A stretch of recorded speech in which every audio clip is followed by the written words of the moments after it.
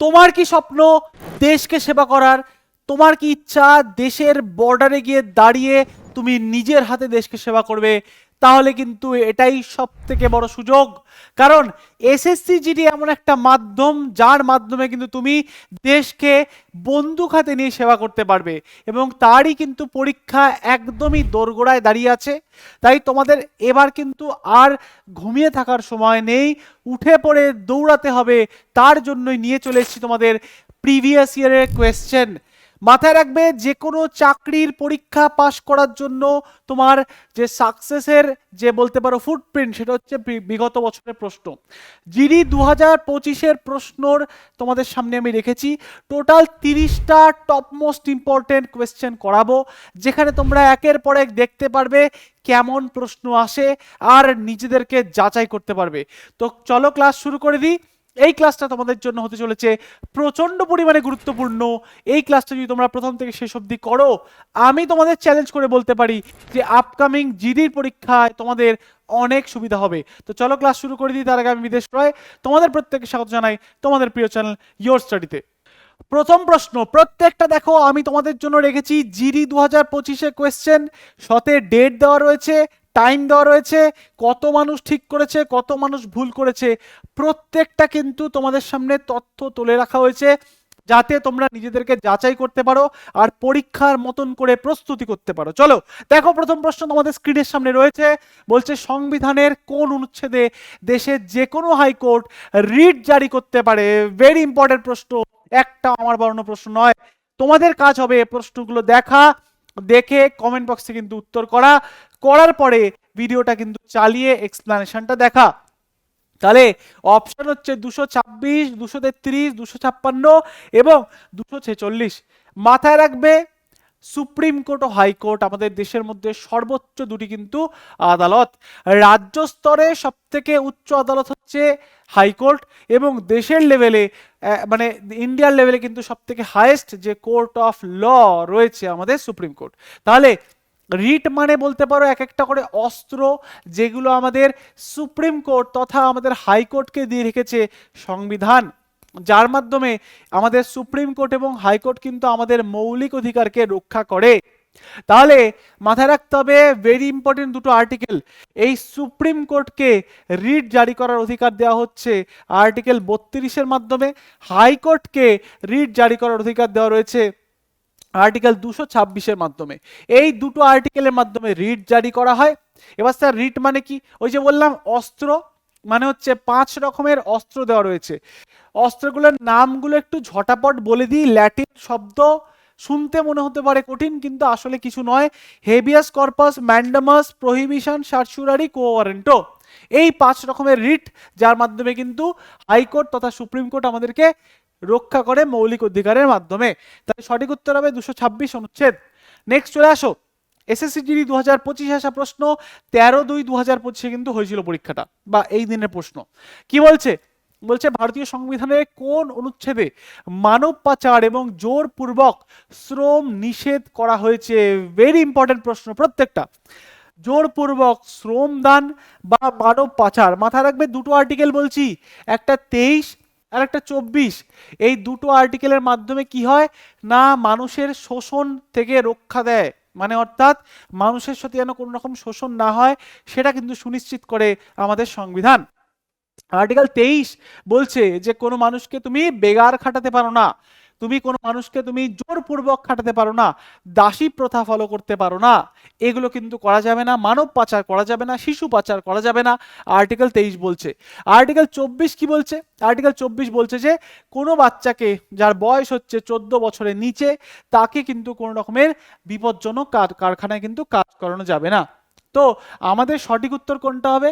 মানব পাচার এবং জোরপূর্বক শ্রম নিষেধ করার যে আর্টিকেল, আর্টিকেল 23 হবে সঠিক উত্তর। চলে আসো, দেখো যে শতাংশটা দেখো কত মানুষ ভুল করেছে? 46% মানুষ কিন্তু ভুল করেছে, আর সঠিক করেছে 46.39% মানুষ। 2027-এর জন্য লঞ্চ হয়ে গেছে আমাদের এসএসসি জিডি 2027 ব্যাচ। লাস্ট ইয়ারে আমাদের এই ব্যাচ থেকে কিন্তু প্রচুর পরিমাণে ছেলেপেলে সিলেকশন পেয়েছে, তার ভিডিও তোমাদের কিন্তু ইউটিউবে দেওয়া রয়েছে, তোমরা চাইলে দেখে নিতে পারো। এবছরও ঠিক তোমাদের সুবিধার্থে, তোমাদের রিকোয়েস্টে লঞ্চ হয়ে গেল এসএসসি জিডি ব্যাচ। আমি তোমাদের চ্যালেঞ্জ করে গ্যারান্টি দিয়ে বলতে পারি, যারা এই ব্যাচ জয়েন করবে এসএসসি জিডির জন্য, দেশকে সেবা করার জন্য যারা জয়েন করতে চাও, তাদের জন্য কিন্তু লঞ্চ হয়েছে। তোমরা যদি আসো, তোমাদের আমরা একদম জিরো থেকে শুরু করে নেক্সট লেভেল অবধি পড়াবো, যাতে তোমরা চাকরি পেয়ে দেশকে সেবা করতে পারো বর্ডারে গিয়ে। দেখো ব্যাচ কিন্তু অলরেডি লঞ্চ হয়ে গেছে, বেশি টাইম নেই, তাই লেট না করে অবশ্যই তাড়াতাড়ি জয়েন করতে পারো। নিচে দেওয়া হেল্পলাইন নাম্বারে অবশ্যই কন্ট্যাক্ট করে বাকি বিস্তারিত ডিটেলস জেনে নিতে পারো। আর তার সাথে সাথে কিন্তু আমাদের আরো অন্যান্য ব্যাচ রয়েছে, একটু তোমাদের জানিয়ে দিই। দেখো আমাদের কিন্তু রয়েছে 0 to Pro 6.0 ব্যাচ, কিছুদিন আগেই কিন্তু এটা স্টার্ট হলো। এখানে কিন্তু আমরা জিরো থেকে তোমাদের একদম প্রো লেভেল অব্দি পড়াই, যাতে যে কোনো চাকরি দেখবে আর ওড়াবে এরম ভাবে। নিচে হেল্পলাইন নাম্বারে কিন্তু এটার ব্যাপারেও জেনে নিতে পারো কথা বলে। বাকি আমাদের সাবজেক্ট বেসড ব্যাচ রয়েছে, এক্সাম বেসড ব্যাচ রয়েছে, তোমাদের যেটা ইচ্ছা চয়েস করতে পারো। ম্যাথসের ব্যাচ রয়েছে, ইংলিশ রয়েছে, জিএসজিকে রয়েছে। আমাদের কিন্তু কম্বো ব্যাচ রয়েছে, সব থেকে বেস্ট ব্যাচ, যেখানে তোমরা সমস্ত এক্সামের জন্য কিন্তু কভারেজ পাচ্ছ। প্রত্যেকটা সাবজেক্ট, প্রত্যেকটা টিচার তোমাদের জন্য দিন রাত খেটে কিন্তু এই ব্যাচে কাজ করছে। সাথে রেলওয়ে রয়েছে, জেনারেল ফাউন্ডেশন, এসএসসি ফাউন্ডেশন রয়েছে, পুলিশ ফাউন্ডেশন রয়েছে।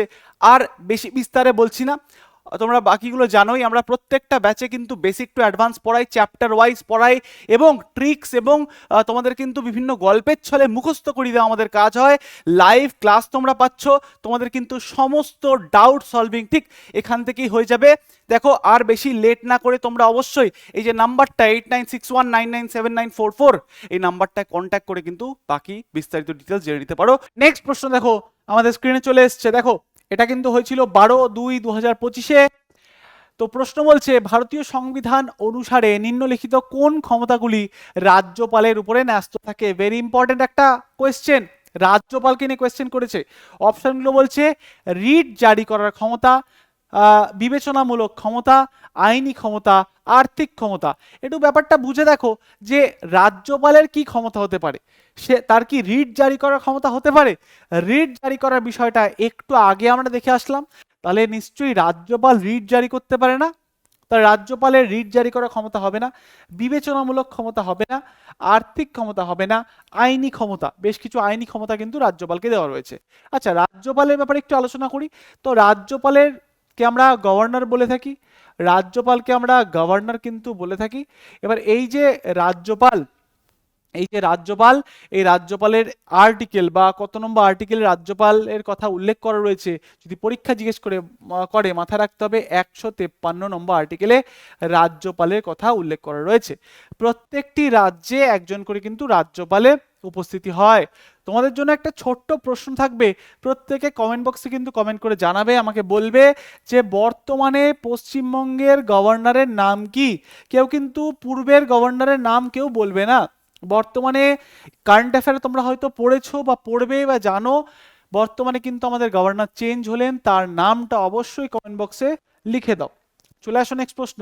নেক্সট প্রশ্ন বলছে, ভারতীয় সংবিধানে কোন অনুচ্ছেদে পরিবেশের সুরক্ষা ও উন্নতি এবং বন ও বন্যপ্রাণী রক্ষা জন্য উৎসাহ দেয়? ভেরি ইম্পর্টেন্ট প্রশ্ন। আমাদের পরিবেশকে রক্ষা করা, বন ও বন্যপ্রাণী রক্ষা করা, তাদের উন্নতি, তাদের রক্ষণাবেক্ষণ, এগুলো কোন আর্টিকেল বলছে? ভেরি ইম্পর্টেন্ট প্রশ্ন। তো কত নম্বর আর্টিকেল হবে? দেখো একটা ছোট্ট ট্রিক বলি। দেখো এই সবকটা আর্টিকেল হচ্ছে আমাদের ডিপিএসপি সংক্রান্ত আর্টিকেল, অর্থাৎ directive principal of state policy, রাষ্ট্রের নির্দেশমূলক নীতির আর্টিকেল। এবার মাথায় রাখবে আর্টিকেল 48-এর এ বলছে যে মানে বন্যপ্রাণী সংরক্ষণ, পশু পাখি এগুলোকে রক্ষা করতে হবে। কিভাবে মাথায় রাখবো একটা ছোট্ট ট্রিক বলি। এ দেখো 8, 4-এর পাশে 8, এটাকে আমি যদি একটা ছোট্ট বিড়াল বানিয়ে দিই, তো দেখো একটা ছোট্ট বিড়াল হয়ে গেল কি না বলো, একটা লেজওয়ালা বিড়াল। এবার এই যে বিড়ালটা, এটাও তো একটা পশু, এটাও তো একটা প্রাণী, এটাকে আমাদের সবার আগে কর্তব্য হচ্ছে রক্ষা করা। কারণ যদি আমরা এটাকে না রক্ষা করি, তাহলে কিন্তু আমাদের পুরো যে ভারতের যে বলতে পারো ব্যালেন্সটা, সেটা বিগড়ে যাবে। পশু পাখি গাছপালা না থাকলে আমরা কি করে বাঁচবো? শুধু মানুষ হয়ে কি বেশ বাঁচতে পারবো? তাহলে সবার আগে রক্ষা করার দায়িত্ব আমাদের এই পশু পাখি, এই বিড়াল, কিউট বিড়ালগুলোর মতন। তাহলে এরম ভাবে মাথায় রাখতে পারো, চারের পাশে টুক করে একটা 8 বানিয়ে নাও, 8টাকে দেখতে বিড়ালের মতন, এদেরকে রক্ষা করা আমাদের সবার আগে কিন্তু একটা ধর্ম বা কর্তব্যের মধ্যে পড়ে। বোঝা গেল? চলো তাহলে সঠিক উত্তর আমাদের হয়ে যাচ্ছে 48 এর এ। চলে আসো নেক্সট প্রশ্নে। প্রশ্ন পড়ে দেখো কি বলছে, দেখো 7/2/2025 আসা প্রশ্ন বলছে, ভারতীয় সংবিধান অনুসারে নিম্নলিখিত কোন তপশিল সরকারের ক্ষমতার পৃথকীকরণ নিয়ে কাজ করে? ভেরি ইম্পর্টেন্ট প্রশ্ন। বলছে এর মধ্যে কোন তপশিল ভারতের সরকারের যে ক্ষমতাগুলো সেগুলোকে ভাগ করার কাজ করে? ভেরি একটা গুরুত্বপূর্ণ প্রশ্ন। তো মাথায় রাখবে, তপশিল বর্তমানে আমাদের সংবিধানে রয়েছে 12টা, তার মধ্যে কোন তপশিলে ক্ষমতা ভাগ করা হচ্ছে এটাই হচ্ছে প্রশ্ন। তো মাথায় রাখবে 7 নম্বর তপশিল, 7th শিডিউল। এই 7th শিডিউলে কি হয়েছে না, আমাদের ক্ষমতাগুলো, দেশের মধ্যে যত ক্ষমতা আছে সেটাকে 3টে ভাগে ভাগ করা হয়েছে, কেন্দ্র তালিকা, রাজ্য তালিকা আর যুগ্ম তালিকা। তাহলে কেন্দ্র তালিকা মানে সেন্ট্রাল লিস্ট, স্টেট লিস্ট আর কনকারেন্ট লিস্ট, যুগ্ম তালিকা। তাহলে কোন তপশিলে এই বিষয়টা বলা হয়েছে? তো দেখো সঠিক উত্তর হবে 7ম তপশিল। 8মে বলা রয়েছে আমাদের সরকারি ভাষা বা অফিসিয়াল ল্যাঙ্গুয়েজ। অফিসিয়াল ল্যাঙ্গুয়েজ কিন্তু বলা রয়েছে আমাদের 8ম তপশিলে, ঠিক আছে। 5ম তপশিলে এসটি অঞ্চলের কথা বলা হয়েছে, এসটি সম্প্রদায়ের মানুষরা যেসব অঞ্চলে থাকে সেসব অঞ্চলের অ্যাডমিনিস্ট্রেশনের কথা বলা হয়েছে 5ম তপশিলে। 6ষ্ঠ তপশিলে আসাম, ত্রিপুরা, মেঘালয়, মিজোরাম, এই 4টে রাজ্যের এসটি সম্প্রদায়ের মানুষদের কথা কিন্তু বলা রয়েছে, তাদের অ্যাডমিনিস্ট্রেটিভ পদ্ধতির কথা বলা হয়েছে। বোঝা গেল? নেক্সট চলে আসো। নেক্সট হচ্ছে দেখো এসছিল কোয়েশ্চেনটা 19/2/2025, কি পরিমাণ মানুষ ভুল করেছে একটু জাস্ট দেখো। এত, আর 58% মানুষ ভুল করেছে। চলো তোমরা কিন্তু সেই ভুলের মধ্যে হবে না, তোমরা ঠিক হবে, তোমরা ঠিক করবে। নেক্সট দেখো কোয়েশ্চেন বলেছে, রাজ্যপালকে শপথ বাক্য পাঠ করান কে? প্রত্যেকটা ব্যক্তি তাদের পদে বসতে গেলে কিন্তু তাদেরকে শপথ বাক্য পাঠ করতেই হবে, কিচ্ছু করার নেই। তাহলে রাজ্যপালকে শপথ বাক্য কে পাঠ করায়, এটাই হচ্ছে প্রশ্ন। রাজ্যপালকে শপথ বাক্য পাঠ করায় হচ্ছেন আমাদের ভারতের হাইকোর্টের প্রধান বিচারপতি। তো মাথায় রাখবে, আমাদের প্রেসিডেন্টকে, রাষ্ট্রপতিকে শপথ বাক্য পাঠ করাচ্ছেন কে? Very important, CJI, chief justice of India, ভারতের প্রধান বিচারপতি। গভর্নরকে মানে রাজ্যপালকে শপথ বাক্য পাঠ করাচ্ছেন কে? হাইকোর্টের চিফ জাস্টিস, বা হাইকোর্টের যেই হাইকোর্টের বা যেই রাজ্যের রাজ্যপাল হবেন সেই রাজ্যের প্রধান বিচারপতি কিন্তু শপথ বাক্য পাঠ করাবেন। ভেরি ইম্পর্টেন্ট প্রশ্ন। চলে আসো নেক্সট প্রশ্ন। ভারতীয় সংবিধানের কোন সংশোধনের অধীনে সম্পত্তির অধিকারকে মৌলিক অধিকারের তালিকা থেকে বাদ দেওয়া হয়েছে? মোস্ট ইম্পর্টেন্ট একটা প্রশ্ন, চ্যালেঞ্জ করে বলছি, আপকামিং যে কোনো পরীক্ষার জন্য এগুলো গুরুত্বপূর্ণ। মন দিয়ে ভালো মতন দেখো, তোমাদের ভালো হবেই হবে, ঠিক আছে। চলো তাহলে কি বলছে, যে আমাদের ভারতের সংবিধানে কোন সংশোধনী আইন সম্পত্তি অধিকার নিয়ে কথা বলে? তো সম্পত্তি অধিকারকে বলা হয় right two property, right two property, সম্পত্তির অধিকার। এই সম্পত্তির অধিকার আমাদের সংবিধানে কোথায় বলা হয়েছে, বা সম্পত্তি অধিকারের কথা, আচ্ছা সম্পত্তি অধিকার মৌলিক অধিকার থেকে বাদ দেওয়া হয়েছে। তো দেখো একটা জিনিস বলি, সম্পত্তির অধিকার এক সময় আমাদের মৌলিক অধিকারের আর্টিকেল 19-এর ক্লজ এফ আর 31 নম্বর আর্টিকেলে ছিল, এখন কিন্তু সেটা আর এখানে নেই। এটার কিন্তু এগুলো বাদ চলে গেছে বলতে পারো, এগুলো কিন্তু বর্তমানে বাদ চলে গেছে। বাদ চলে গিয়ে বর্তমানে এটা চলে গেছে 300A-তে। স্যার কবে গেল? গেল হচ্ছে 42তম সংবিধান সংশোধনী, 42nd কনস্টিটিউশনাল অ্যামেন্ডমেন্ট অ্যাক্ট, কত সাল? 1976 এর মাধ্যমে কিন্তু এটা বাদ চলে গেছে। বর্তমানে এটা কিন্তু মৌলিক অধিকার নিয়ে এটা লিগাল রাইট হয়ে গেছে, আইনি অধিকার কিন্তু হয়ে গেছে, ঠিক আছে। Very important. এবার তাহলে সঠিক উত্তর আমাদের 42তম সংবিধান সংশোধনী হয়ে যাচ্ছে। দেখো এই যে জিনিসগুলো দেখতে পাচ্ছ, যারা হয়তো নতুন, যারা প্রথমবার আমার ক্লাস দেখছো, যারা প্রথমবার আমাকে ফলো করছো বা এই চ্যানেলে এসছো, তাদেরকে বলবো এই যে দেখছো এর থেকেও বেশি গভীরভাবে ভালো করে আমি আমাদের মানে কোর্সে পড়িয়ে থাকি। যারা আমার কোর্সের স্টুডেন্ট রয়েছে তারা সব কোশ্চেন দেখবে আর তুড়ি মারবে, উড়ে যাবে, তুড়ি মেরে মেরে উড়ে যাবে। তাই যারা মনে করছো ভিত থেকে পড়বে তারা কিন্তু অবশ্যই কন্ট্যাক্ট করতে পারো, আমাদের কোর্সে জুড়তে পারো, চলে আসো, সেখানে কিন্তু আমি একদম গোড়া থেকে পড়াই। চলো ভারতের সংবিধান অনুসারে সংবিধানের ব্যাখ্যায় চূড়ান্ত কর্তৃপক্ষ কোনটি? Very important. দেখো কোশ্চেনটা খুব সুন্দর একটা প্রশ্ন করেছে, বলেছে ভারতের সংবিধান অনুসারে সংবিধানের ব্যাখ্যার চূড়ান্ত কর্তৃপক্ষ কে। খুব ভালো মানে একটা কোয়েশ্চেন, ঠিক আছে। তো দেখো একটা সংস্থা রয়েছে যেটাকে বলা হয় final interpreter, final interpreter of constitution, মানে হচ্ছে সংবিধানের শেষ ব্যাখ্যাকারী কাকে বলা হয় জানো? কাকে বলা হয়? সুপ্রিম কোর্টকে। সুপ্রিম কোর্টকে বলা হয় সংবিধানের শেষ ব্যাখ্যাকারী। তাহলে সুপ্রিম কোর্ট হবে সঠিক উত্তর। সুপ্রিম কোর্ট একমাত্র এমন একটা সংস্থা যাকে সংবিধানের রক্ষক বলা হয়, সাথে সংবিধানের ব্যাখ্যাকারীও বলা হয়। সংবিধানকে ব্যাখ্যা করুক না কেন, রক্ষা করুক না কেন, সেটা কিন্তু এই সুপ্রিম কোর্টেরই দায়িত্ব বা কর্তব্যের মধ্যে পড়ে। নেক্সট দেখো, নেক্সট হচ্ছে নির্বাচন কমিশনের সাথে পরামর্শ করে নিম্নলিখিত কে রাজ্য বিধানসভায় সদস্যদের অযোগ্যতা প্রশ্নগুলি সিদ্ধান্ত নেয়? ভেরি ইম্পর্টেন্ট একটা প্রশ্ন। বলেছে যে নির্বাচন কমিশনের সাথে আলোচনা করে পরামর্শ করে এর মধ্যে কে রাজ্য বিধানসভার যারা সদস্য রয়েছে তাদের অযোগ্যতা বিষয়টা কিন্তু সিদ্ধান্ত নেয়। ভেরি ইম্পর্টেন্ট একটা প্রশ্ন। তো দেখো রাজ্যের যারা মন্ত্রী রয়েছে তারা অযোগ্য কি যোগ্য হবে কি বৃত্তান্ত, এই বিষয়টা কিন্তু ঠিক করে বা সুনিশ্চিত করে বলতে পারো কে? আমাদের প্রত্যেকটা রাজ্যের রাজ্যপাল। রাজ্যপাল ইলেকশন কমিশনের সাথে কথা বলবে, বলে কিন্তু সিদ্ধান্ত নেবে যে একটা ব্যক্তি যোগ্য কি অযোগ্য। নেক্সট প্রশ্ন দেখো, নেক্সট প্রশ্ন বলছে ৭৪তম সংশোধনী বা সংবিধান সংশোধনী আইন অনুসারে পৌরসভাগুলির নিয়মিত এবং সুষ্ঠু নির্বাচনের জন্য নিম্নলিখিত কোন প্রতিষ্ঠানটি দায়ী? ভেরি ইম্পর্টেন্ট একটা কোয়েশ্চেন। বলেছে দেখো পৌর ইলেকশন হয়, ঠিক আছে, পৌর নির্বাচন হয়ে থাকে যেখানে পৌরসভা ইলেকশন হয়। তো সেই পৌরসভার ইলেকশনে পৌর ইলেকশন বা পৌরসভা ইলেকশনটা কে মানে অনুষ্ঠিত করে বলতে পারো, কে এটাকে করায়?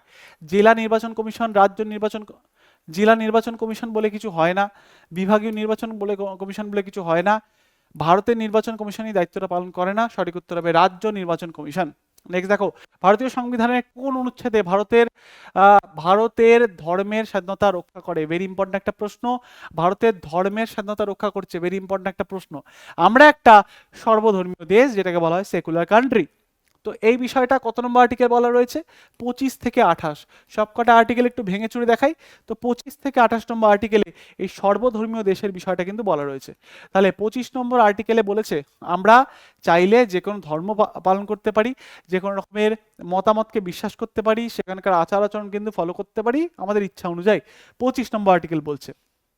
26 নম্বর আর্টিকেল বলছে আমরা এগুলোকে প্রচার করতে পারি, যেমন করে খুশি কিন্তু আমরা সেটাকে ফলো করতে পারি, মান্যতা দিতে পারি, উৎসব পালন করতে পারি।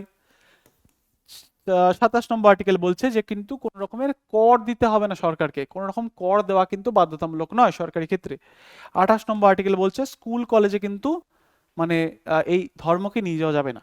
তো এই কটা আর্টিকেল, তো এর মধ্যে আমাদের ভারতের ধর্মের স্বাধীনতা রক্ষা করছে কে, এটাই হচ্ছে প্রশ্ন। তাহলে অপশনগুলো দেখো, সঠিক উত্তর কোনটা হবে? কোয়েশ্চেন বলেছে ধর্মের স্বাধীনতা রক্ষা করছে, ধর্মের স্বাধীনতা তাহলে রক্ষা করে হচ্ছে 25 নম্বর আর্টিকেল। এই সব কটাই কিন্তু আমাদের ধর্ম সংক্রান্তই, কিন্তু রক্ষা করার যদি কথা হয় তাহলে হচ্ছে আর্টিকেল 25। নেক্সট দেখো, ভারতীয় সংবিধানের কোন সংশোধনের মাধ্যমে শিক্ষার অধিকারকে মৌলিক অধিকার হিসেবে মনোনীত করা হয়েছে? ভেরি ইম্পর্টেন্ট একটা প্রশ্ন, বহুবার রিপিটেড প্রশ্ন। 56% মানুষ ভুলই করে ফেলেছে, সঠিক করেছে মোটে 39% মানুষ। কিন্তু এবার থেকে তোমরা পড়বে একদম ঠিকঠাক করে। চলো, তো মাথায় রাখবে, দেখো 86তম সংবিধান সংশোধনীর মাধ্যমে কি হয়েছে না, আমাদের শিক্ষার অধিকারকে মৌলিক অধিকারের জায়গা করে দেওয়া হয়েছে। তো একটু আলোচনা করি 86তম সংবিধান সংশোধনীর মাধ্যমে কি হলো। 86 কনস্টিটিউশনাল অ্যামেন্ডমেন্ট অ্যাক্টের মাধ্যমে যেগুলো হলো সেগুলো হচ্ছে, দেখো মাথায় রাখবে, ভেরি ইম্পর্টেন্ট জায়গা। এটার মাধ্যমে আমাদের সংবিধানে রাইট টু এডুকেশন যুক্ত করা হলো, অর্থাৎ শিক্ষার অধিকারকে যুক্ত করা হলো, এবং এটাকে স্থান দেওয়া হলো 21 এ নম্বর আর্টিকেলে কিন্তু এটাকে যুক্ত করা হলো। ভালো কথা, ঠিক আছে। নেক্সট দেখো, তার সাথে সাথে কি হলো, 51 এর ক্লজ কে যুক্ত করা হলো। সাথে আর্টিকেল 45 এর মধ্যে বলা হলো যে 6 থেকে 14 বছর বয়সী সকল শিশুকে বিনামূল্যে এবং বাধ্যতামূলক শিক্ষা প্রদান করতে হবে। এই সমস্ত ঘটনাটা হলো হচ্ছে 86তম সংবিধান সংশোধনীর মাধ্যমে 2002 সালে। তাহলে সঠিক উত্তর 86তম সংবিধান সংশোধনী। চলে আসো, নেক্সট প্রশ্ন নেক্সট প্রশ্ন বলছে যে ভারতীয় সংবিধানের ৪৯ অনুচ্ছেদ রাষ্ট্র পরিচালনা নির্দেশমূলক নীতি নিম্নলিখিত কোনটির সাথে সম্পর্কিত? ভেরি ইম্পর্টেন্ট, বলেছে 49 নম্বর আর্টিকেল, এটা কিসের সাথে সম্পর্কিত? 49, দেখো প্রথমেই বুঝে নিতে হবে এটা হচ্ছে আমাদের ডিপিএসপির আর্টিকেল। 36 থেকে 51 হচ্ছে ডিপিএসপি অর্থাৎ রাষ্ট্র নির্দেশমূলক নীতি সংক্রান্ত আর্টিকেল। এবার তাহলে এর মধ্যে আমার 49 নম্বরে কি রয়েছে? দেশকে রক্ষা করা এবং প্রয়োজনে জাতীয় সেবা প্রদান করা, এটা হবে না। নেক্সট হচ্ছে স্বশাসনের একক হিসাবে গ্রাম পঞ্চায়েত সংগঠিত করা হবে না, কাজের ন্যায্য এবং মানবিক পরিস্থিতি দরকার নেই। সঠিক উত্তর হবে হচ্ছে ঐতিহাসিক আগ্রহ এবং জাতীয় গুরুত্বের সমস্ত স্মৃতিস্তম্ভ রক্ষা করা। মানে আর্টিকেল 49 বলছে আমাদের জাতীয় যে স্মৃতি বলো বা বিভিন্ন রকমের ঐতিহ্যশালী স্থাপত্যগুলো বলো সেগুলো রক্ষা করা আমাদের দায়িত্ব বা কর্তব্যের মধ্যে পড়ে। কোয়েশ্চেন বলছে রাষ্ট্রপতি ও উপরাষ্ট্রপতি নির্বাচন সংক্রান্ত বিরোধের তদন্ত ও সিদ্ধান্ত সুপ্রিম কোর্ট কর্তৃক করা হবে, যার সিদ্ধান্ত চূড়ান্ত হবে সংবিধানের কোন অনুচ্ছেদে উল্লেখ রয়েছে? ইম্পর্টেন্ট একটা প্রশ্নটা বলেছে দেখো রাষ্ট্রপতি আর উপরাষ্ট্রপতি যদি ইলেকশন হয়, সেই ইলেকশন যদি কোনো রকম সমস্যা হয়, প্রবলেম হয়, কোনো রকমের যদি সন্দেহজনক কিছু উঠে দাঁড়ায়, তাহলে সেক্ষেত্রে কি হবে? সেক্ষেত্রে এই বিষয়গুলো সমস্ত যাবে হচ্ছে সুপ্রিম কোর্টের কাছে এবং তার সিদ্ধান্তটাই চূড়ান্ত সিদ্ধান্ত হবে। এটা হচ্ছে কত নম্বর আর্টিকেলে বলা হয়েছে? এটা হচ্ছে প্রশ্ন, মাথায় রাখবে 71 নম্বর আর্টিকেলে। 71 নম্বর আর্টিকেলে এই বিষয়টা বলা রয়েছে, সমস্ত বিষয়ের অধিকারী হচ্ছে সুপ্রিম কোর্ট। ভেরি ইম্পর্টেন্ট প্রশ্ন। নেক্সট বলেছে ভারতীয় সংবিধানের কোন অনুচ্ছেদে নির্ধারণ করে যে রাষ্ট্র তপশিলি জাতি ও তপশিলি উপজাতি শিক্ষাগত এবং অর্থনৈতিক স্বার্থ প্রয়োজনের জন্য কাজ করবে? অর্থাৎ এর মধ্যে কোন আর্টিকেল বলেছে যে তপশিলি জাতি তপশিলি উপজাতির যে মানুষরা রয়েছে তাদের স্বার্থ রক্ষা, তাদের কল্যাণ, তাদের ভালো, তাদের ওয়েলফেয়ারের জন্য কোন আর্টিকেলটা রয়েছে? ভেরি ইম্পর্টেন্ট একটা প্রশ্ন, মাথায় রাখতে হবে। তাদের রক্ষা, তাদের ভালো, তাদের কল্যাণের জন্য আর্টিকেল 46 হবে। আর্টিকেল 46 বলছে এসসি এবং এসটিদের অ্যাডমিনিস্ট্রেশন, তাদের ওয়েলফেয়ার, তাদের কল্যাণের জন্য কিন্তু সমস্ত রকম কাজ করবে। ঠিক আছে। আর্টিকেল 48 কি বলছে? বলছে আমাদের কিন্তু মদ্যপান ত্যাগ করতে হবে, আমাদের কি করতে হবে না বৈজ্ঞানিকভাবে কিন্তু চাষবাসের ব্যবস্থা ডেভেলপ করতে হবে। আর্টিকেল 45 বলছে শিক্ষা দিতে হবে সবাইকে, 6 থেকে 14 বছর বয়সী প্রত্যেক শিশুকে শিক্ষা প্রদান করতে হবে। আর্টিকেল 49 তো আমরা একটু আগে দেখে আসলাম, তাহলে সঠিক উত্তর আর্টিকেল 46। নেক্সট প্রশ্ন কি বলছে? নেক্সট প্রশ্ন বলছে ভারতের জাতীয় জরুরি অবস্থার সময় কে একবারে 1 বছরের বেশি নয় এমন সময়ের জন্য বিধানসভার মেয়াদ বাড়াতে পারেন? তো দেখো বিধানসভার মেয়াদ বাড়তে পারেন 1 বছরের থেকে, মানে আর বেশি নয়, এই বিষয়টা কে করতে পারে? জরুরি অবস্থার সময়। তো প্রথমত জরুরি অবস্থার ব্যাপারে মাথায় রাখো, জরুরি অবস্থা, জাতীয় জরুরি অবস্থা যদি বলে, হ্যাঁ জাতীয় জরুরি অবস্থা 352-তে রয়েছে, পার্ট নম্বর হচ্ছে 18, 3টে আর্টিকেল হয় 352, 356 আর 360, জানো প্রত্যেকে।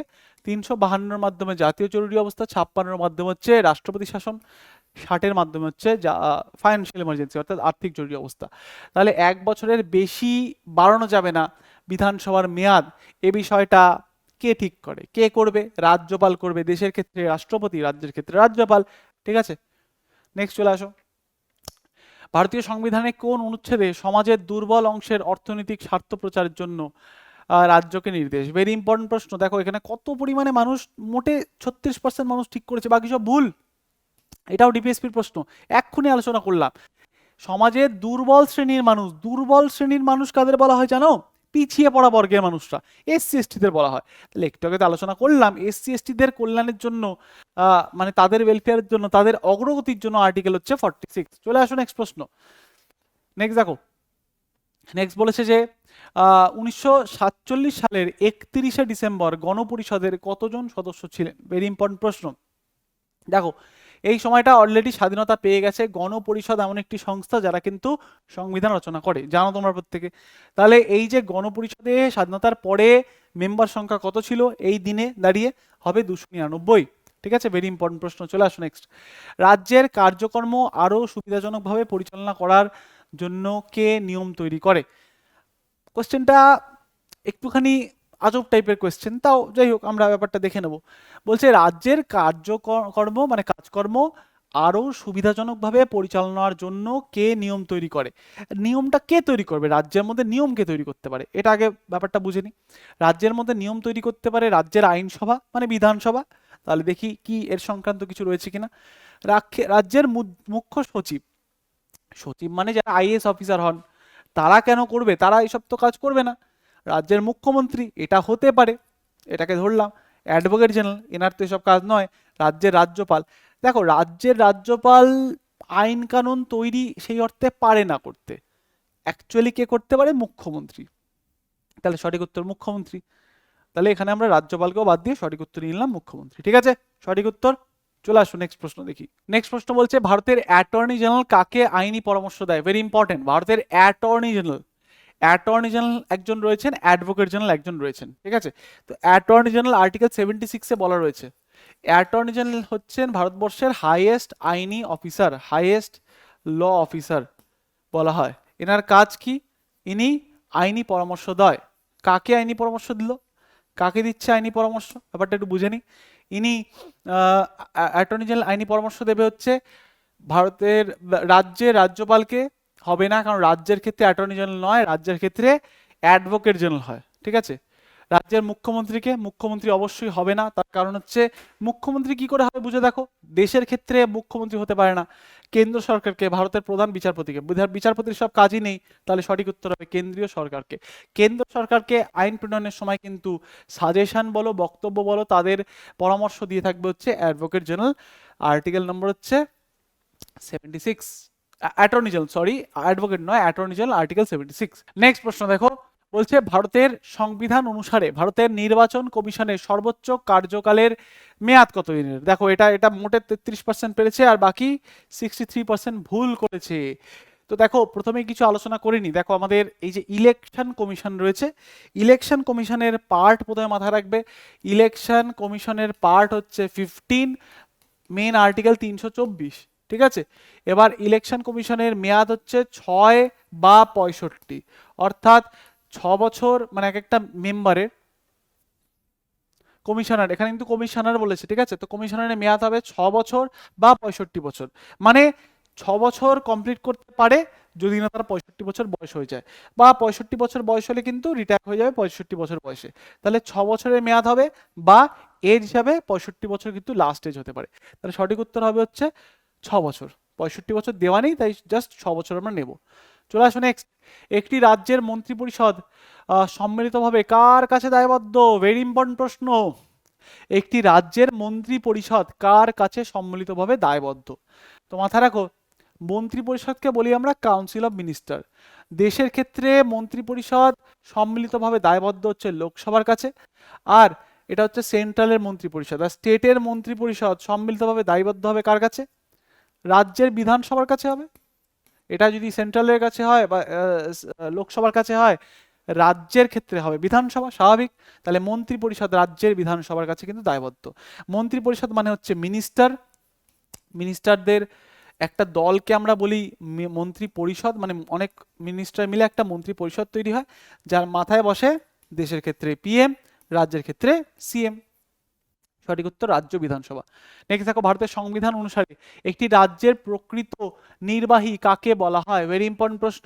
বলেছে যে একটি রাজ্যের প্রকৃত চালক বলতে পারো। ঠিক আছে, দেখো কত মানুষ ভুল করেছে। প্রকৃত চালক মাথায় রাখবে, একটাকে বলা হয়, একজনকে বলা হয় হচ্ছে নমিনাল হেড, নমিনাল হেড, আরেকজনকে বলা হয় রিয়েল হেড। মানে একজন হচ্ছে নামমাত্র প্রধান, একজন হচ্ছে আসল প্রধান। নমিনাল হেড যিনি, নামমাত্র প্রধান যিনি হবেন, দেশের ক্ষেত্রে হবে আমাদের প্রেসিডেন্ট বা রাষ্ট্রপতি, আর রাজ্যের ক্ষেত্রে হবেন রাজ্যপাল বা গভর্নর। ঠিক আছে, আর রিয়েল হেড হবে, রিয়েল বস হচ্ছে দেশের ক্ষেত্রে হবে হচ্ছে পিএম, আর রাজ্যের ক্ষেত্রে সিএম। তাহলে সঠিক উত্তর কি হবে? রাজ্য বলেছে, নামমাত্র প্রকৃত নির্বাহী মানে হচ্ছে রিয়েল এক্সিকিউটিভ বলা হচ্ছে কাকে বলা হবে? না মুখ্যমন্ত্রীকে বলা হবে। চলো নেক্সট দেখো। নেক্সট হচ্ছে ভারতীয় সংবিধানের 1976 সালে 42তম সংবিধান আইনে কয়টি মৌলিক কর্তব্য যোগ করা হয়েছিল? ভেরি ইম্পর্টেন্ট প্রশ্ন। মৌলিক কর্তব্য দেখো, ফান্ডামেন্টাল ডিউটিস নিয়ে প্রশ্ন করেছে। মাথায় রাখবে ফান্ডামেন্টাল ডিউটিস আমরা ইউএসএসআর অর্থাৎ সোভিয়েত রাশিয়ার থেকে শিখেছি, এবং মাথায় রাখতে হবে এই সময় কি হয়েছিল না, এই ইউএসএসআর এর থেকে নেওয়ার সময় 42তম সংবিধান সংশোধনীর মাধ্যমে নেওয়া হয়েছিল 1976-এ। ঠিক আছে, এই সময় টোটাল 10টি মৌলিক কর্তব্য ছিল, যদিও পরবর্তীকালে 86তম সংবিধান সংশোধনী 2002 এর মাধ্যমে আরও একটা যুক্ত হয়েছে। বর্তমানে কিন্তু আমাদের মানে কারেন্টলি আমাদের মৌলিক কর্তব্যের সংখ্যা হচ্ছে 11টা। ঠিক আছে, সঠিক উত্তর হবে এই সময় যুক্ত হলো 10টা, পরবর্তীকালে +1 হয়ে বর্তমানে 11টা হয়েছে। এটা এখনের সংখ্যা, যেটা 2002 সালে যুক্ত হলো। নেক্সট দেখো, ভেরি ইম্পর্টেন্ট, প্রত্যেকটা কোশ্চেন আলোচনা করছি, সবাই নোট ডাউন করো, লেখো। যত লিখবে, যত হাত চালাবে, তত মাথায় বসবে, এবং নিজেদের যাচাই করো, লাস্টে বলবে কতগুলো ঠিক হলো কতগুলো ভুল। নেক্সট দেখো, নেক্সট 19/2/2025 আসা প্রশ্ন, ভারতীয় সংবিধানে কোন অনুচ্ছেদে রাজ্যকে নির্দিষ্ট পরিস্থিতিতে কাজ, শিক্ষা এবং সরকারি সহায়তা অধিকার নিশ্চিত করার কথা বলা হচ্ছে? দেখো, এত কথা জেনে লাভ নেই, এত বুঝে লাভ নেই, সব চার দিয়ে হচ্ছে ডিপিএসপির মধ্যে শিক্ষা টিক্ষা কোথায় বলা হয়েছে? আর্টিকেল 45-এ। কারণ আর্টিকেল 48 তো এসব বলে না, আর্টিকেল 48 বলছে না, আর্টিকেল 47 বলছে না, আর্টিকেল 41 বলছে না, তাহলে কে পড়ে থাকলো? কারণ এগুলো আলোচনা করেছি তো। আর্টিকেল 45, আর্টিকেল 48 হচ্ছে কৃষি ব্যবস্থা এসব রক্ষা করতে হবে, বাড়াতে হবে। 47 বলছে পুষ্টিকর খাবার দাবার খাও, মানে মদ থদ খেও না। আর্টিকেল 41 বলছে যে বেকার ভাতা দাও, এসব করো। তা 45 সঠিক উত্তর হবে। চলে আসো নেক্সট প্রশ্ন। দেখো, এরকম ইজি প্রশ্ন দিয়েছে, মানে যারা আমার কাছে পড়েছে না, দেখবে এরকম দেখছে, আর কত ছেলে পেলে চাকরি পেয়েছে নিজেরা জানো, তোমরা নিজেরা জানো। দেখে আসো সিলেকশন রেট, দেখে আসো তোমরা, ভিডিও চ্যানেলে পড়ে রয়েছে, স্যারের কিন্তু ইন্টারভিউ রয়েছে বিভিন্ন স্টুডেন্টদের সাথে, দেখে আসো, বুঝতে পারবে। সব দেখে উড়িয়ে উড়িয়ে এসছে আর চাকরি পেয়ে গেছে। চলে আসো, ভারতের সংবিধানে কোন অনুচ্ছেদে ন্যায্য মানবিক কাজের অবস্থার জন্য মাতৃকালীন ত্রাণ প্রদানের উপরে জোর দেওয়া হয়? দেখো, 36 থেকে 51 যা আমি পড়িয়েছি না, এই আর্টিকেলগুলো একটা স্টুডেন্টও এগুলো ভুলতে পারবে না। ইনফ্যাক্ট প্রত্যেকটা আর্টিকেলকে আমি এক একটাকে ধরিয়ে একদম মুখস্থ করিয়েছি। মাতৃকালীন ত্রাণ, দেখো 4-এর পাশে 2, দেখতে এই 2কে যদি একটু ভালো মতন দেখো, একটা প্রেগনেন্ট মহিলার মতন দেখতে লাগছে, তাই না? তো প্রেগনেন্ট মহিলা, মাতৃকালীন ত্রাণ, আর্টিকেল 42। চলে আসো নেক্সট প্রশ্ন, সংবিধানে কোন অনুচ্ছেদে অন্তরাজ্য জল বিরোধ নিপত্তি বিধান দেওয়া রয়েছে?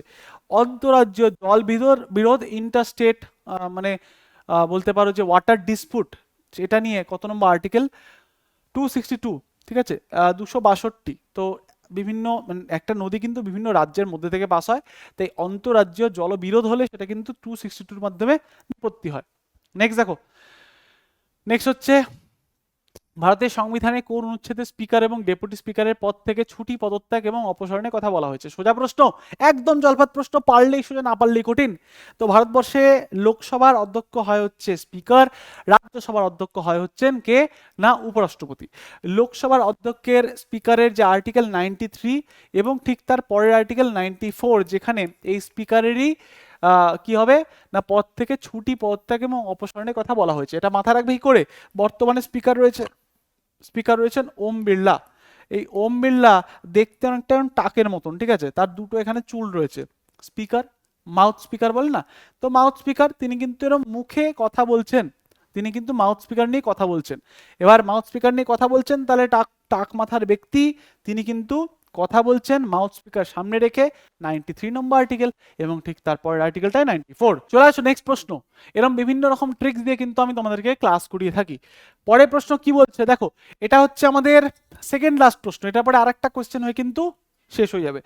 প্রশ্নটা বলছে, ভারতীয় সংবিধানে কোন অনুচ্ছেদে কাজের ন্যায্য এবং মানবিক অবস্থার নীতি বর্ণিত রয়েছে?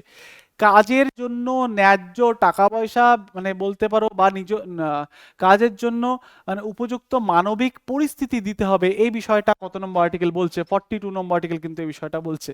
লাস্ট দেখো, লাস্ট প্রশ্ন আমাদের, এটাই হচ্ছে আমাদের শেষ প্রশ্ন। কোয়েশ্চেনটা কি বলেছে? বলছে যে ভারতীয় সংবিধানের কোন অনুচ্ছেদে রাজ্যকে মহিলা ও শিশুদের জন্য বিশেষ বিধান তৈরি করার অনুমতি দেয়? তো দেখো, এটা হচ্ছে রিজার্ভেশনের কথা বলছে। রিজার্ভেশন কিসের? না মহিলাদের এবং শিশুদের বেশ কিছু বিষয় কিন্তু আমাদের যে সংবিধান, সেগুলো তারা কিন্তু রিজার্ভেশন দিচ্ছে। দিচ্ছে, মহিলাদের দিচ্ছে, শিশুদের দিচ্ছে। তো কত নম্বর আর্টিকেলে?